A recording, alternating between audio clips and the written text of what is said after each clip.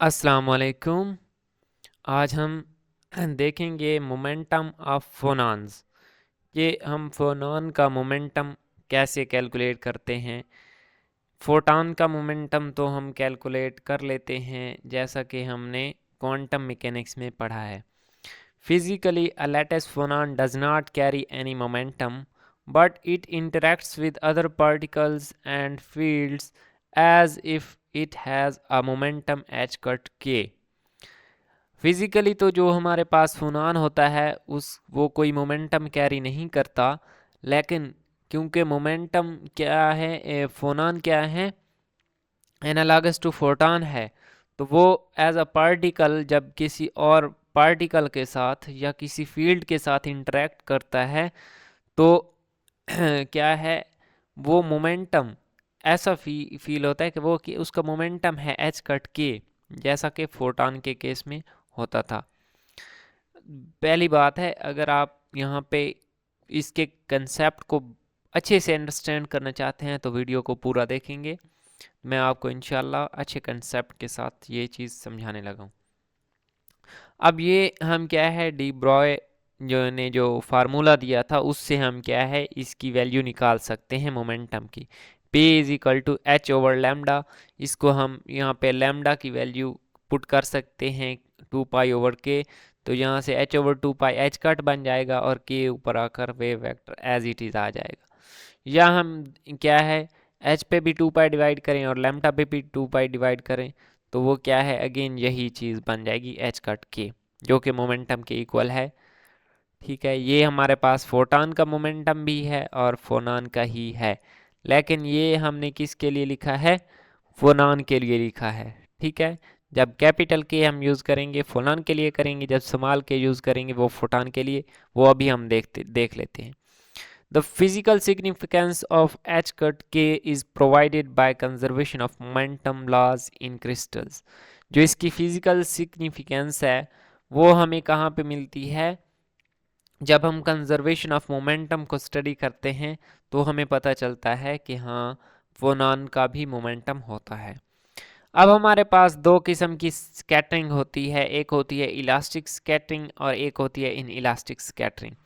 Elastic scattering में क्या होता है कि जो इंसिडेंट फोटॉन की फ्रीक्वेंसी होती है वो स्कैटर्ड फोटॉन की फ्रीक्वेंसी के इक्वल होती है, और इस प्रोसेस को हम नॉर्मल प्रोसेस भी बोलते हैं। ठीक है, और इसको एन प्रोसेस भी बोलते हैं स्टेटिस्टिकल सॉलिड स्टेट फिजिक्स में। ठीक है, जिसको हम in Bragg's law form for reciprocal lattice we can see this. अब हम क्या है इलास्टिक स्कैटरिंग के लिए देख रहे हैं। इलास्टिक, एक बात माइंड में रखनी है कि इलास्टिक स्कैटरिंग के टाइम कोई फोनान ना क्रिएट होता है ना वो ऑब्जॉर्ब होता है। एक बात, इसमें इलास्टिक स्कैटरिंग में सिर्फ हम फोटॉन का जिक्र करेंगे, फोनान का जिक्र नहीं करेंगे। ये बात आ गई। अब यहाँ पे ये हमारे पास क्या है, रेसिप्रोकल लैटिस है। हमने देखा था कि जब रेसिप्रोकल लैटिस के केस में हमारे पास एक फोटॉन आता है, ठीक है, और वो एक प्लेन के साथ क्या है इंटरेक्ट करके वो क्या हो जाता है, रिफ्लेक्ट हो जाता है। ठीक है, तो उसको हमने कि कैसे इस तरह जब रेसिप्रोकल लैटिस को डिस्कस कर रहे थे इस तरह उसको जाहिर किया था। और ये हमारे पास क्या है, ये जो हमारे पास क्या है, जो स्कैटर्ड फोटॉन है, ये लाइन उसको शो करती है। ठीक है, और अगर हम इसको सिंप्लीफाई करना चाहें, इस फिगर को देखें, इसको मैंने क्योंकि टिल्ट कर दिया है तो ये हमारे पास क्या है, ये वाला जो फोटॉन है अगर इसको हम यहाँ पे प्रेजेंट कर दें, ठीक है, इसको हम लिख सकते हैं। तो अगर यहाँ पे लिख दें तो इन वेक्टोरियली हम के प्राइम की वैल्यू यहाँ से कैलकुलेट कर सकते हैं। वेक्टोरियली क्या आएगी, के प्लस जी। जी हमारे पास क्या है, रेसिप्रोकल लैटिस फैक्टर है। अब इसी कंसेप्ट को हम थोड़ा जनरलाइज कर सकते हैं। के प्राइम की वैल्यू हमने यहाँ से निकाल ली, ठीक है, क्योंकि ये हमारे पास कौन सा टॉपिक है, रेसिप्रोकल लैटिस का है। मे बी अगर आपको उसका कंसेप्ट नहीं है तो इसकी समझ ना आई हो। अब इसको मैं एक थोड़े और अंदाज से समझाना चाहता हूँ। के प्राइम की वैल्यू तो हमने यहाँ से लिख ली के प्लस जी। अब के प्राइम हमारे पास स्कैटर्ड है, स्कैटर्ड फोटॉन है, और ये हमारे पास दूसरा हमारे पास ये के है, क्या है, ये इंसिडेंट फोटॉन है, और जी रेसिप्रोकल लैटिस है। अगर मैं इसको लिखूँ k plus G is equal to k prime तो भी इक्वेशन ठीक है। अब इसको समझ लेते हैं कि ये हमारे पास क्या है, रेसिप्रोकल लैटिस वेक्टर जी है, ठीक है। इस पे हमने एक इंसिडेंट फोटॉन के फॉल करवाया है, तो के प्लस जी ये क्या बन जाएंगे, के प्राइम के इक्वल बन जाएंगे, ठीक है। ये फॉर इलास्टिक स्कैटरिंग है। इन इलास्टिक के लिए हमारे पास फोनान अब्जॉर्ब या इमिट होगा तो वो के प्राइम के साथ ऐड या सब्ट्रैक्ट कर देंगे। ये उम्मीद है आप लोगों को ये पॉइंट अच्छे से समझ आया होगा। मैं अगेन बता देता हूँ, रेसिप्रोकल लैटिस में हमने लेनी है उसका जो वेक्टर है रेसिप्रोकल लैटिस वेक्टर जी, उस पे हमने क्या है, एक फोटॉन हमारे पास आ रहा है, ठीक है। तो वो जब वो उस पे फॉल करे तो के प्लस जी ये हमारे पास क्या है, जब इकट्ठे होंगे, जब ऐड होंगे तो वो क्या क्रिएट करेंगे, एक स्कैटर्ड फोटॉन। उम्मीद है आप लोग को ये समझ आई होगी। ये हमारे पास क्या है, वेव वेक्टर्स हैं। के हमारे पास किस चीज़ का वेव वेक्टर है, फोटॉन का, और के प्राइम स्कैटर्ड फोटॉन का। ये माइंड में रखना है। अब ये जो इक्वेशन हमने लिखी है ये हमारे पास क्या है, कंजर्वेशन ऑफ वेव वेक्टर्स। ये कंजर्वेशन ऑफ वेव वेक्टर्स को देख के हमने लिखी है। अब इसी को आगे हम ये अब हमने यहाँ से एक कंसेप्ट बिल्ड कर लिया, तो हम इसी से अब मोमेंटम और एनर्जी लिखेंगे, ठीक है। scattered and incident photons respectively, and G is the reciprocal lattice vector. So conservation of momentum leads to, सबसे पहले तो हमें पता होना चाहिए कि हम मोमेंटम को शो कैसे करते हैं। जैसा कि डी ब्राय वेवलेंथ से हम एच कट के से मोमेंटम को शो करते हैं, तो सिंपली इस इक्वेशन को एच कट के साथ मल्टीप्लाई कर देंगे तो हमारे पास क्या है, कंजर्वेशन ऑफ मोमेंटम का फार्मूला आ जाएगा, ठीक है। सिंपली हमने क्या है, वेव वेक्टर्स के साथ एच कट को मल्टीप्लाई किया है तो हमारे पास कंजर्वेशन ऑफ मोमेंटम आ गया। अब दूसरी चीज़ है एनर्जी। एनर्जी में हमारे पास क्या है, सिर्फ फ्रीक्वेंसी का जिक्र है, जिसमें हमारे पास रेसिप्रोकल लैटिस वेक्टर या वेव वेक्टर का जिक्र नहीं है, क्योंकि हमें पता है कि एनर्जी का रिलेशन है E is equal to h cut omega for photon, ठीक है, और फोनॉन के केस में भी यही है। तो अब हम इसको लिख सकते हैं एच कट ओमेगा, ये क्या है इंसिडेंट के लिए, और स्कैटर के लिए हम उसके साथ प्राइम यूज़ कर देंगे। P H omega p H हमारे पास डिनोट करता है कि ये फोटॉन की फ्रीक्वेंसी है, ठीक है। Prime shows the scattered one, तो ये मैंने लिख दिया। अब मैंने पहले भी बताया है कि during elastic scattering there is no emission और अब्जॉर्प्शन ऑफ फोनॉन। तो ड्यूरिंग इलास्टिक स्कैटरिंग हमारे पास कोई फोनॉन ना तो इमिट होता है और ना ही अब्जॉर्ब होता है। अब दूसरी चीज़ हमारे पास है इन इलास्टिक स्कैटरिंग, ये हमारे पास क्या होती है, और यू प्रोसेस भी हम यहाँ पे डिफाइन करेंगे। इन इलास्टिक स्कैटरिंग में frequency of incident photon is not equal to the scattered photon. This process is also called U process और Clap process, ठीक है। इस प्रोसेस में क्या होता है, इंसिडेंट फोटॉन की फ्रीक्वेंसी स्कैटर्ड फोटॉन की फ्रीक्वेंसी के इक्वल नहीं होती, मींस उनकी एनर्जी भी इक्वल नहीं होती, ठीक है, क्योंकि वो फ्रीक्वेंसी पे बेस करती है एनर्जी भी। तो अब हम इस केस के लिए सबसे पहले हम देख लेते हैं, वही शक्ल है, वही सारी चीज़ है। अब उसके साथ क्या है, या तो फोनॉन इमिट होगा या ऑब्जॉर्व होगा। हमारे पास दो केसेस हैं। अब पहले हम देख लेते हैं कि जब हमारे पास क्या है, फोनॉन इमिट होता है। फोनॉन इमिट होता है, सबसे पहले तो इसके सिंबल्स को देख लें।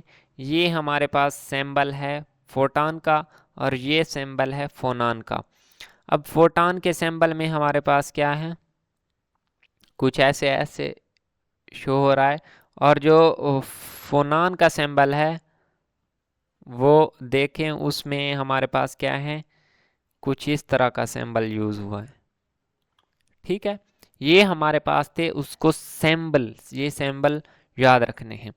अब हमारे पास क्या है, एक फोटॉन जिसका वेव वेक्टर k है, वो रेसिप्रोकल लैटिस वेक्टर पे आके साथ क्या है, फॉल होता है और उससे क्या है, स्कैटरिंग होती है। उस स्कैटरिंग के नतीजे में हमारे पास क्या है, एक स्कैटर्ड फोटॉन जिसका वेव वेक्टर k प्राइम है वो बनता है, और एक हमारे पास क्या है, फोनॉन क्रिएट होता है जिसका वेव वेक्टर k है, और ये k को कैपिटल से यहाँ पे शो किया गया है फोनॉन के लिए, और स्मॉल हमारे पास किस चीज़ के लिए शो किया गया है, फॉर दी फोटॉन। अब अगेन उसी कंसेप्ट को लेके आए, k plus G is equal to k prime plus capital K। तो ये हमारे पास vector conservation of this process हो गई। ठीक है, इस प्रोसेस के लिए जब हमारे पास फोनॉन इमिट होता है, अब ये बात आपको अच्छे से समझ आई होगी, अगर नहीं आई तो आप अगेन ये वाला कंसेप्ट अगेन देखें कि हमारे पास रेसिप्रोकल लैटिस वेक्टर पे क्या है, एक वेव वेक्टर के हमने फॉल करवाया, तो इनको जब हम फॉल करवाए तो इसके नतीजे में क्या बना, के प्राइम स्कैटर्ड वेव वेक्टर बना, तो k plus G is equal to k prime. Same is the case here, k plus G is equal to k prime plus k capital. ठीक है, ये फोनॉन के लिए है, तो same is the case here. अब इसके मोमेंटम के लिए सिंपली हमने क्या करना है, इसको एच कट के साथ मल्टीप्लाई कर देना है, तो ये हमारे पास मोमेंटम कंजर्वेशन हो गया। और एनर्जी कंजर्वेशन लॉ के लिए हमारे पास क्या है, एक तो वो वेव वेक्टर पे डिपेंडेंट डायरेक्टली फार्मूला से नहीं है, और जो रेसिप्रोकल लैटिस वेक्टर है उसका तो यहाँ पे कोई कंसेप्ट ही नहीं है। तो अब इस केस में हमारे पास क्या होगा, ये एक हमारे पास फोटॉन है जिसकी हमारे पास क्या है, एनर्जी है एच कट ओमेगा, वो यहाँ पे आके टकराता है और की डिवाइड हो जाता है। एक स्कैटर्ड वेव वेक्टर है, उसकी एनर्जी क्या होगी, H omega prime, H cut omega prime, और दूसरे हमारे पास यहाँ पे एक फोनॉन इमिट होता है, उसकी एनर्जी क्या होगी, एच कट ओमेगा। ठीक है, तो इन दोनों को एनर्जीज को ऐड करें तो हमारे पास, या इसको कह लें जो ये इंसिडेंट फोटॉन था जो कि H cut omega p H stand for photon. ठीक है, तो यहाँ पे ये इसकी एनर्जी क्या है, दो चीज़ों में डिवाइड हो गई, तो ये हमारे पास क्या है, सिंपली इसका कंसेप्ट है। या इस जी को ख़त्म कर दें और इस एच कट के साथ ओमेगा लगाते जाएं, सेम बात होगी। तो यहाँ पे हमने क्या है, क्या नतीजा निकाला कि omega prime, omega p h is not equal to omega prime, उसके साथ एक और भी एनर्जी ऐड होती है, तो इसलिए हम इसको यू प्रोसेस बोलते हैं। where omega is the frequency of generated phonon. Now for the case in which phonon is absorbed, अब absorb होता है तो सिंपली हमने उसकी जगह माइनस रिप्लेस कर देना है। क्या है कि ये हम क्या है, कंजर्वेशन ऑफ वेव वेक्टर को देख रहे हैं, k plus G is equal to k prime minus k plus G is equal to k prime minus k, और बुक पे इसको कैसे लिखा गया है, के प्राइम इज इक्वल टू के प्लस कैपिटल के जो कि फोनॉन के वेव वेक्टर को शो करता है, प्लस जी, ये रेसिप्रोकल लैटिस वेक्टर है। अगर हमने इनका कंजर्वेशन ऑफ मोमेंटम को देखना है, सिंपली एच कट के साथ इनको मल्टीप्लाई कर देना है, तो इसका कंजर्वेशन ऑफ मोमेंटम आ जाएगा।